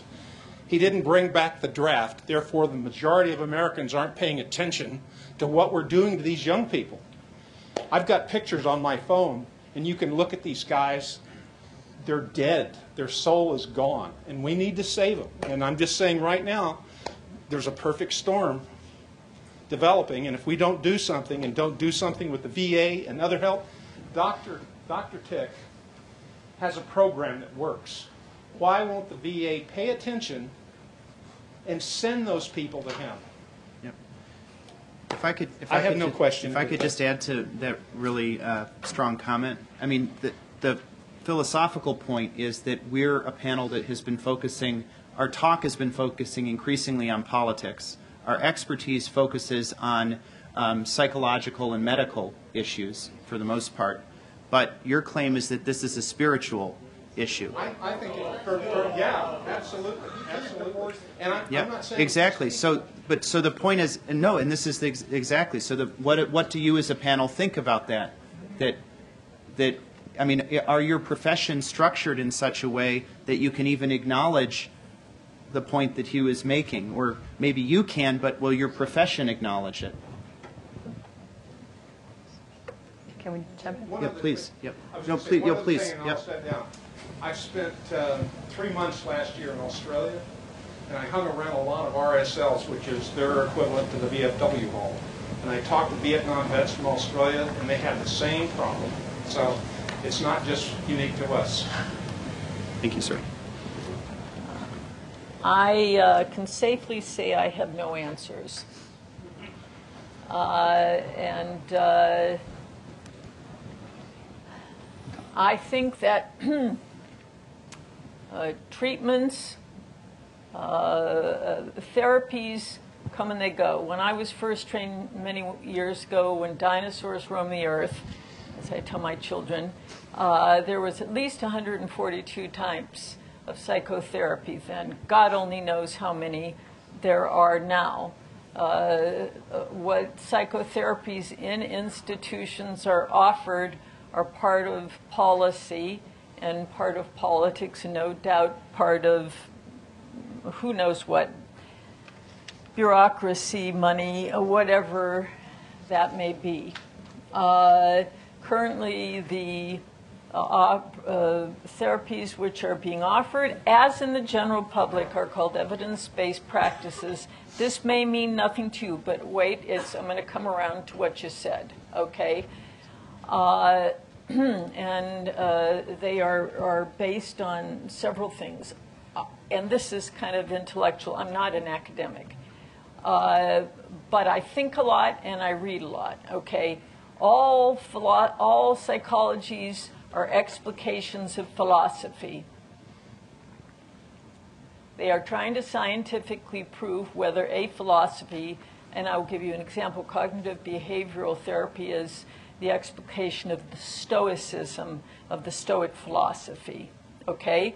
And it's trying to test whether this is good or not. The way people have over 1 million years thought about things, what turns out to be true or not. In addition, however, besides those arcane things, which are very intellectual and often very academic, those of us in the field, I myself for one, I have to say that everything I know about treatment, I have learned from the veterans. Everything I know, I have learned from the veterans. I have certain skills, I have a certain personality, I have a certain dedication. In my day, you hoped for a calling. You have to be called by God to have something good to do, okay? And I have to say in my small group that those people were very dedicated. I can't say that I know what, quote, heals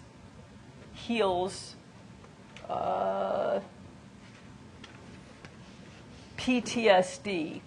I have watched you guys and I know what helps. And I use that in all my treatment.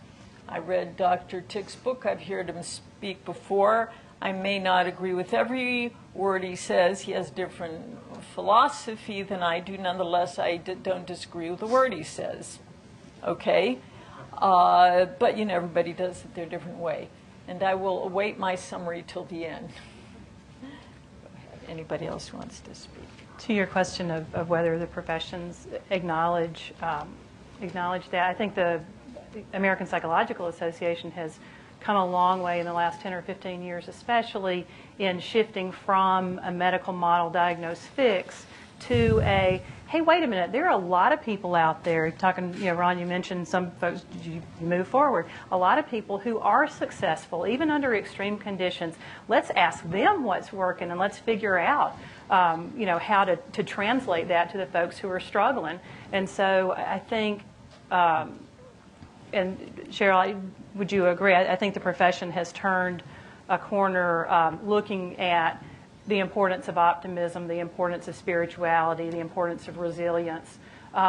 It's still pretty new to a lot of practitioners, but I think we're getting there. I think we agree on some things and not on the other things. I think, for instance, the word resilience is a thing which every single one of my veterans has always had, no matter how sick, and I do mean sometimes some of them are sick, but I think resilience is often used as a pejorative word. You're not resilient. Well, what does that mean? So in a way, I think that's a catch word. The only thing I have about the profession as general is they think that it's easier than it is. Absolutely. It is much easier and shorter than it is. Complicated. Yes. So. Okay. Thanks for that question. I think a lot more could be said. I'm just trying to get everyone in. PC, Craig?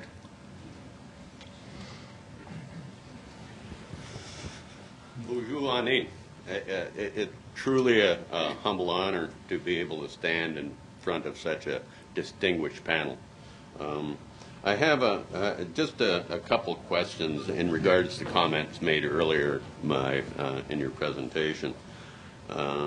If I'm hearing correctly, I thought I heard several times we have no models or model currently adequate to address the issues we face here today.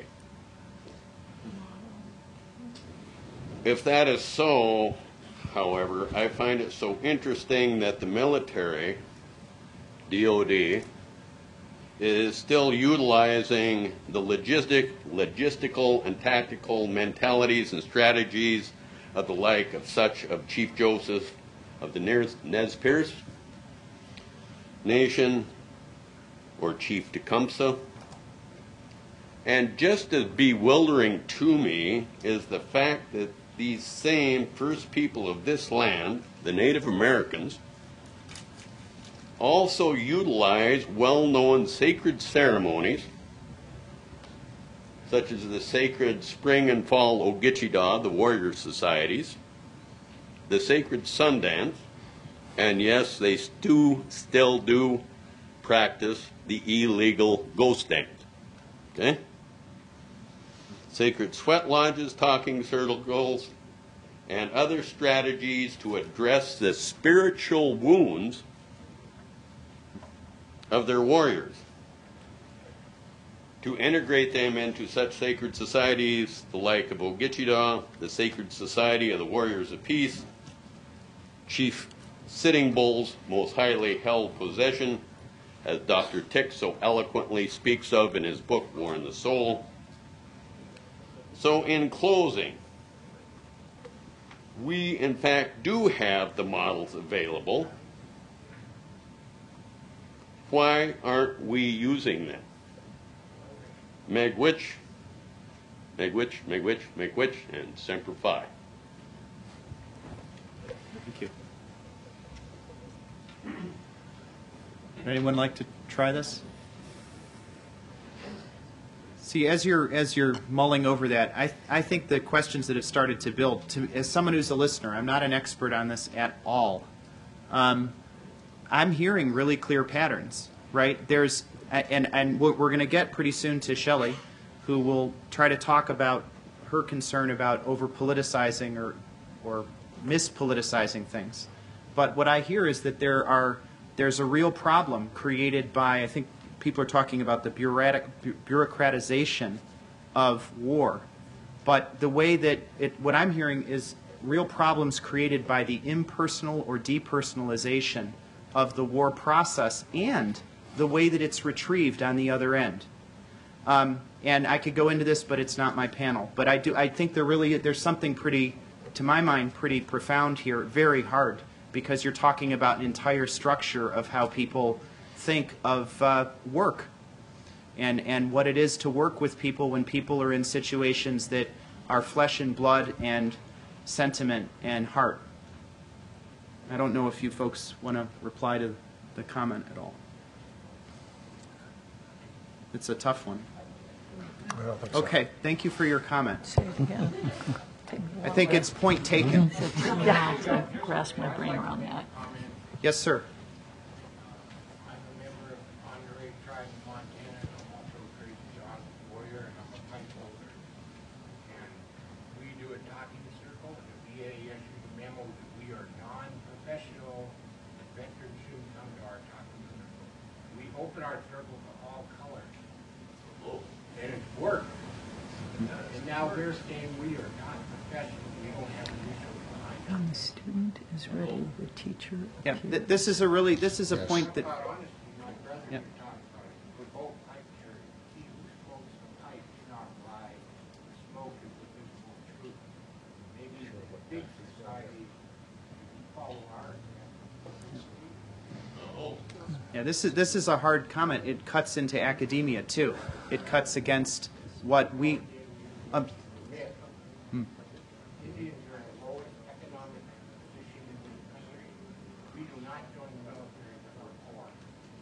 I just dedicated a $400,000 veteran monument to honor our own veterans.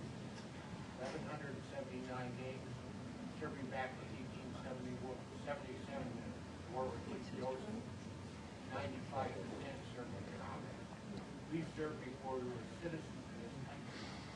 We do not join the military because we're poor or lower economic. We are warriors. Thank you, sir. Shelley, you're up.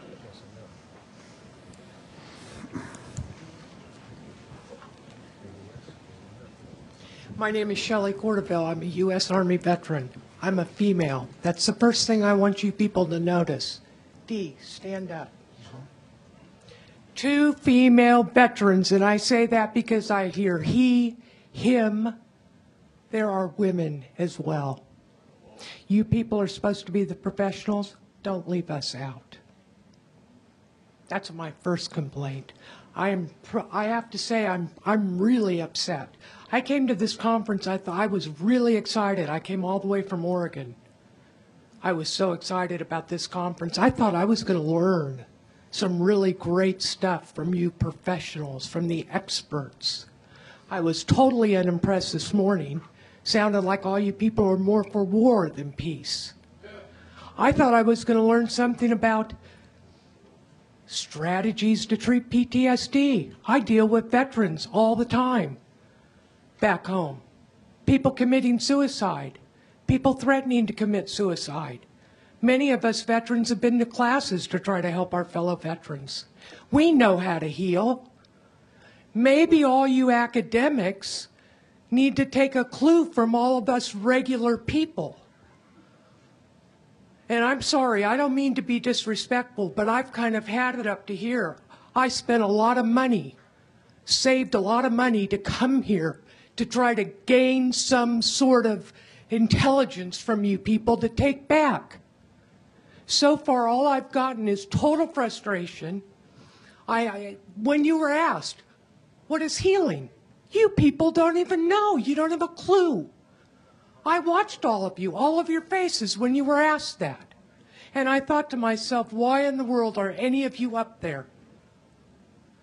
Who you needed to have up there was Ed Tick and maybe some of us veterans who have been working damned hard to heal and to help our fellow veterans and to help our communities and our families. I am just totally blown away. And I'm sorry, I know I'm being very disrespectful, but I also know a lot of my fellow veterans are very upset right now, hugely disappointed. And I think we have a right to say we're disappointed. A lot of us paid a lot of money to come here. Hey, Shelley, I think it's a great question. I'll be the first person to say it. In academia is nothing if it isn't the space for free speech, and you're speaking from your heart. So you don't have to feel bad about that. It's a tough question. Why not? It's a tough topic. So, I mean, maybe I'll take some responsibility. Let me ask a question that'll turn it around, because I was thinking maybe I should have gotten to this question right away. These people do have some real expertise. So, what's the golden nugget from where you folks are? This is what I was trying to get at. I'll take responsibility. Maybe I didn't do it in a direct enough way. But what's the golden nugget that you folks have been finding in your practice? Something that you think, you walk around and people just don't know this, they don't get it. Or the people that you're working with themselves are struggling for it and they don't see it. But you've been doing it for 10, 20 years, and so you're starting to see it. Give us a golden nugget if you can. It might take a couple minutes for you to kind of absorb it in, but maybe that should be what your closing comments are. Is that all right? I'm going to let people respond as the way they want. Thank you. Yeah, you're welcome. I do have a question of Shelley. Shelley? Shelley? You want me? Yeah.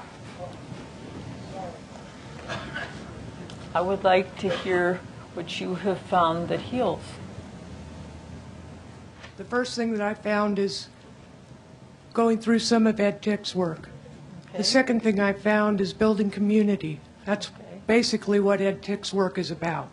Okay. Building community. Okay. When you have a community around you, you can feel safe. I'm 51 years old. I didn't feel safe in a group of people until I was 50. From 17 to 50 is a pretty damn long time. Some of the things I do with my fellow veterans back home, men and women veterans, we don't have any official therapy sessions because most people can't get in, to be very truthful. And people can't afford to pay for therapy. And we do have a lot of practitioners that are offering an hour of their time a week for a veteran. That's absolutely wonderful. We really appreciate it. We have people that are doing pro bono work with families. But we still have to have people out there helping. We do practice. You mean in the public community? Is that what you're saying? Yes. It takes a community to heal. Okay, sort of like You can't- pro you bono, can't- go out and reach into the community on a Yeah. volunteer basis. Is that what you're Sure, saying? reach out into the community. Okay. You can't just heal the veteran. You have to heal the family. You have to heal the whole community. All this ripples out. It doesn't just stay within the veteran. We go out and just take a veteran out for coffee. Yeah, I think Just to feel connected. That's part of the problem. We come back, we don't feel connected. Why would we? I mean, I think if I could just add, maybe we were way too far in the stratosphere, but I think that's why people were going, one of the reasons people were going to politics. That's my read on it, right? People are saying, look, you're talking about healing, it's me, yeah, but it's me and, as you said, the whole community. And so what was happening on this panel, this is something I'm learning from this panel, is that, you know, veterans are agents of a society. You cannot then disassociate the healing from the healing of the society. Right. So that's what I mean. I think that's why we went so quickly to politics. But I mean, that's not getting at the heart of what you're concerned. But I mean, you were concerned earlier about, you know, why are we going into politics? And I think in some kind of foggy way, that's why. Because people sense that you want to heal. You want to heal from war. You want veterans to heal from war. You got to also have the society heal with it. That doesn't mean we need to bring in politics when we're trying to discuss healing. No, I understand. I'm saying, but that's why I think people were Because we reaching throw that out the door, Yeah. quite frankly. Yeah. And we are really pretty good at being able to separate policy from troops. From what? From troops. Troops. Military not to personnel. not to Yeah, depersonalize right, the right. situation. I'm going to let Brian Thank go. you. If you just hold up. Thank you. And then there's Dana afterwards, and we're done. Yeah. Shelley, I'm not here to defend the profession, nor am I here necessarily to attack individual workers. But one of the things I think we need to do is to keep these messages coming out, because there are people who are entrenched within structures that in fact still have difficulty understanding this. When we can find a military psychiatrist in the UK writing papers saying going to war doesn't have to hurt, okay? Now, that is a military psychiatrist currently working in London. When we find that people in VA in Australia, I have just given an address on Vietnam Veterans Day. We call it Long Tan Day. Well, the guys who are involved in Long Tan Battle call it Long Tan Day. And I tried to address 10 myths and legends about Vietnam veterans, like they're walking time bombs. We don't have to worry about their wives.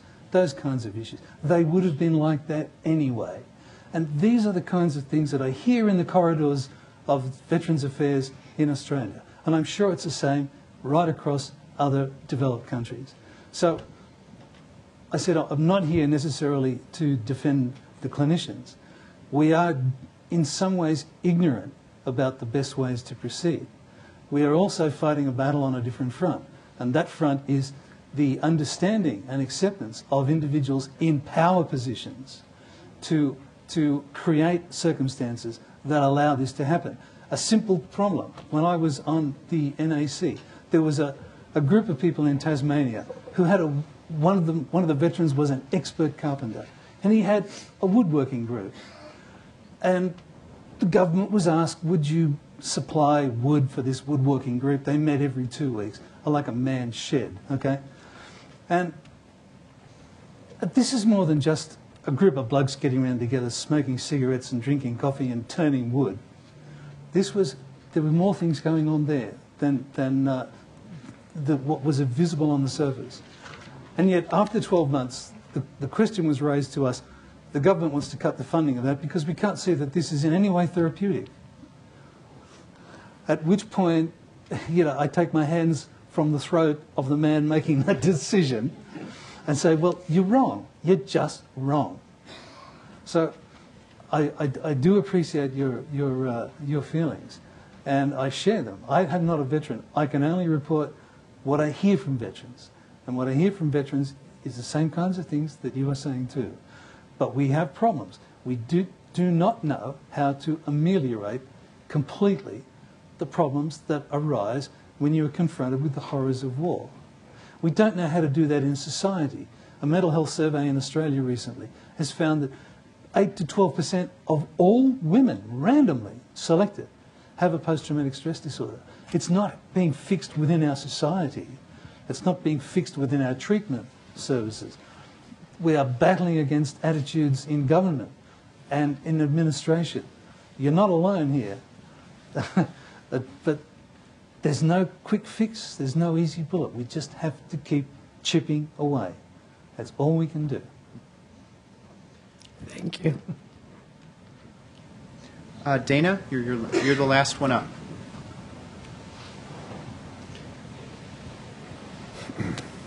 Continuing somehow what Shelley said, I was wondering how much the society understands what war is about, given the fact that, to my knowledge, all the wars that were fought were external wars, outside the country wars, except the civil one, of course. And if this society has a deep understanding, and how could it help the healing process that is due? And I will leave aside the state's responsibility, because I think, well, the society invests the state, and the state should be the result of the society's choice. Yeah. Thank you. So, yes, so in your work, how important is the absence of, exempting combat veterans and their families and friends, how important is the relative absence of any experience or sense of what war is in American society? I'll focus on that. You can focus on Australian if you want. How much of a role does that absence of experience at the societal level play in the ability of combat veterans to be healed or reintegrated? In other words, does the fact that your average American not really have any clue about what war is about, does that really, how much of an effect does that have on war healing? I can't answer your whole question, and I gain, again, as much from you as I do from anything else. I know the boundaries that I face, the things I can't move. I can only do what I can do. How does a society learn to welcome anybody? I think one thing simply is, when did you learn about compassion? It was only by suffering. How does anyone learn about compassion? They learn about it by suffering, which is a developmental issue and an issue of luck. Okay? So if you've had a good luck and you've been lucky, life and you've been lucky, I don't know how much compassion that you're going to get and feel. We're all busy. We're centered in our own lives. Much of what we do, we're so busy leading our own lives that we don't reach out of ourselves. And that's a societal issue. What do you do about that? I think I really don't have an answer, so you're causing me to think about something, okay? And that's always good. It's always good to have what you believe turned upside down, because that's what I live for every day. I live to learn something. That's why it's worth getting up the next day. I'll have to think about that. I'm going to guess like that movie. It starts one person at a time, one step at a time, one day at a time, but you have to wake up and smell the coffee. And maybe you veterans can help do that. Whacking somebody over the side of the head probably won't do it. Something else will have to be done. I'll think about it if you'll think about it. You know. The other thing I might add is that we might also be thinking at it at the wrong level. So, you know, we're talking about how society treats veterans, and this goes back to one of the gentleman's earlier comments. I mean, you know, we don't need to look at it at the society level, right? I mean, we have, you know, I have veterans in my neighborhood, right? So it's, you know, it's how do we treat, you know, the veterans in our community, right? So it's, I mean, it's an individual question as much as it is a question about society. Yeah. In other words, if those of us who are not veterans or not directly related to veterans took the time to stop and listen, because, for instance, we thought that we ought to be responsible for what our fellow citizens, we have asked our fellow citizens to do, then we would learn that experience. We'd learn it through empathy, and we'd learn it through what I believe was called deep listening earlier. But because a society or parts of a society can decide not to be responsible for their decisions and can decide to turn away and deny what they've asked other people to do, then you have you have an inability to learn vicariously through the experiences of people who have actually dealt with war. There's just one sec. There's been one a gentleman who's really been trying to speak.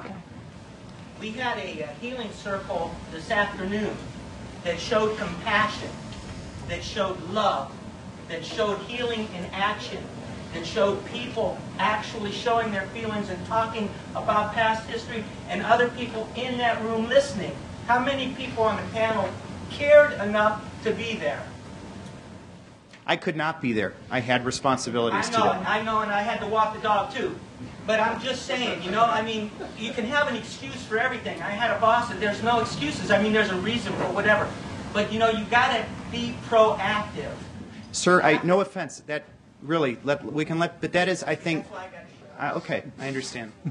But I mean, people do it in different ways. Some of us walk around for an hour really trying to get in the mood for this, researching it, listening to people. I don't know if you people want to address that. I think the content of the issue is that this panel is set up theoretically, not spiritually. And you've had a very powerful spiritual experience, and the point is that's immediately nourishing. This is not practical in that sense, and so I can understand why that would be frustrating. Unfortunately, we have to close. We're 15 minutes over. I just got the marching orders on that. We had wanted to do roundup comments, but I hope it's okay. Please continue the conversation. I mean, I think just as one thing, I feel bad as a moderator not digging out some of the nuggets that were there. And I think you should trust that they are there. And please, if you have questions, go directly to the people on this panel and really dig. You'll find something. This is really hard to do in such a public forum. Thank you for your patience, and thank you for being here, all of you.